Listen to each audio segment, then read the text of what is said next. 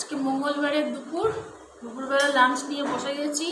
বাইরে ভীষণ বৃষ্টি পড়ছে, জোরে জোরে বাজ পড়ছে, টিভি চালানো যাবে না। তো দেখো এই বৃষ্টির মধ্যে এটা হচ্ছে মুসুর ডালের খিচুড়ি, পেঁয়াজ, শুকনো লঙ্কা এগুলো ফোড়ন দিয়ে, জিরে ফোড়ন দিয়ে, রসুন দিয়ে মুসুর ডালের খিচুড়ি। আর এটা হচ্ছে আলু চোখা মাখা। এটা হচ্ছে মানে আলুটাকে হালকা ফ্রাই করে কাঁচা পেঁয়াজ, শুকনো লঙ্কা, একটু রসুন বাটা এই সমস্ত দিয়ে এটার মাখা। এটা একটা বাংলাদেশি দিদির কাছ থেকে আমি শিখেছি এই মাখাটা।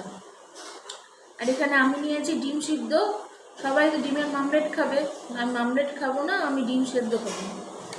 আর এখানে আছে হচ্ছে তোমার আমের আচার, আম গাজর এসবের আচার নিয়ে নেবো সাথে করে, পুরো জমে যাবে। তোমরা কে কী খাচ্ছ সেটাও একটু কমেন্টস করো, দ্বারা আমি একটু খাই। আচার আর আলু চোখার গন্ধটার জন্যই না আরও বেশি মানে খাবারটা লোভনীয় লাগছে।